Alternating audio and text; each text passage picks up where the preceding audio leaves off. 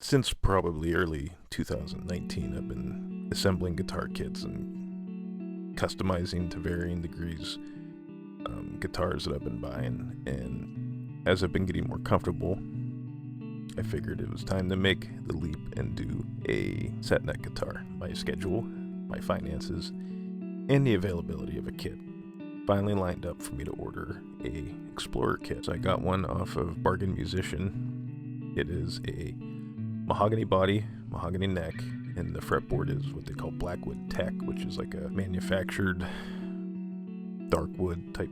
I don't know, it's weird. It's on a couple of the other kits that I have, and I didn't really like it too much on the one guitar I have, but on this guitar it feels pretty good. If you would buy this kit off of Bargain Musician, which sometimes they're hard to come by, they're not in stock a lot, but I didn't order the hardware and the electronics. I told them to leave that out.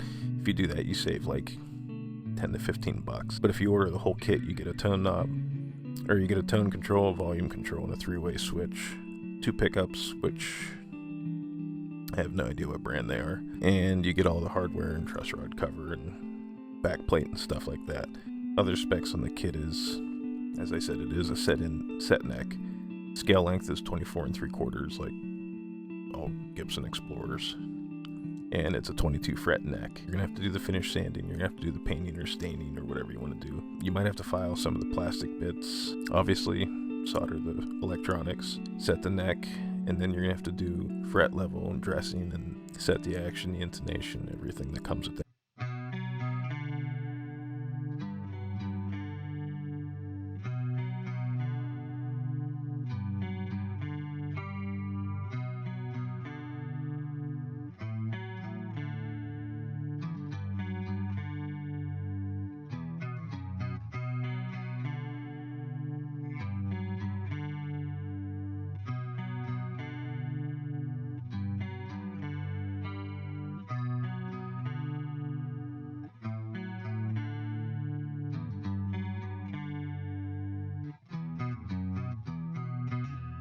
The nice thing about the Bargain Musician kits is, well, it's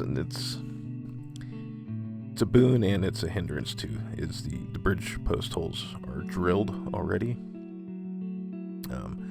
which kind of fucked me, because when I told them I didn't want the hardware, that was because I was going to use black hardware, and what comes with the particular kit is chrome hardware.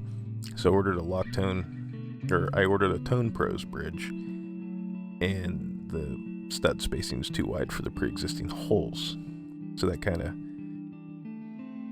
threw a wrench into the works, I guess you could say.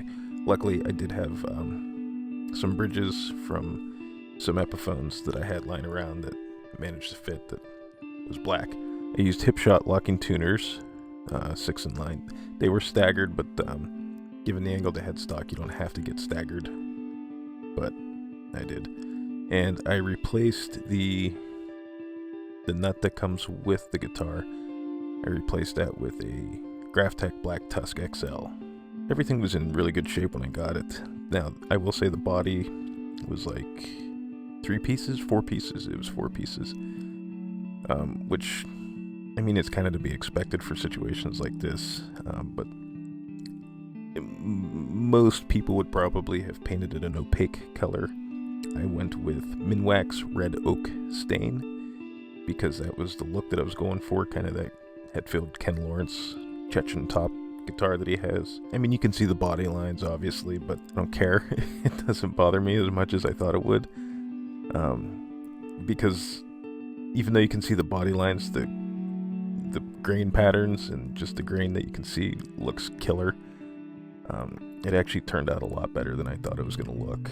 I used black metal pickup rings, black knurled control knobs, and then I used brushed chrome EMG Het Set to go into it because, you know, it's an Explorer, so why not? For finishing, I used gunstock oil, True Oil, which this was my first real dabble into that.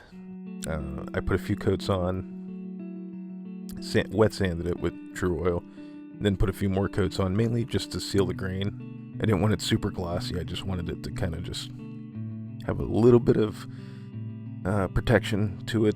But for the back of the neck, I went with Tung Oil because I like that feeling.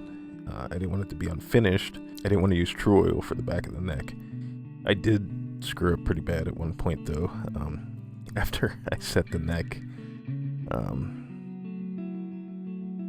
I put a high E string and a low E string on it, and I went to set my pickups in, and the holes aren't drilled for the pickup rings.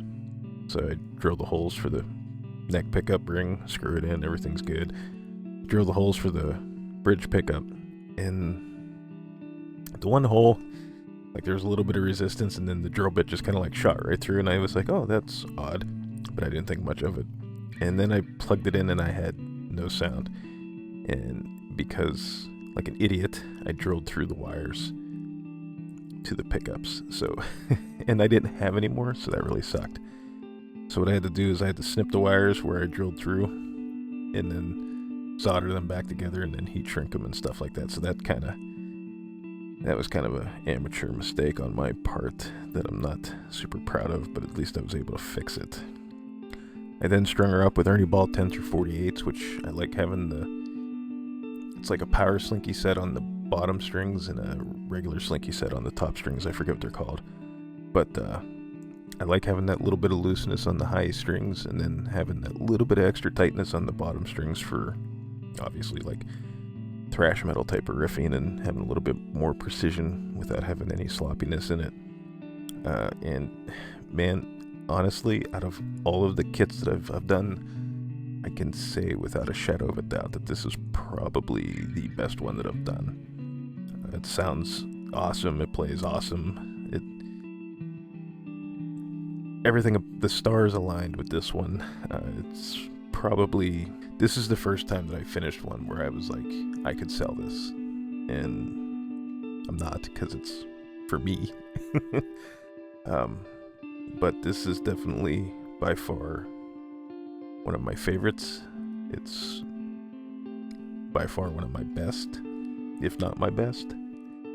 And I have immediately started another one that's going to be black.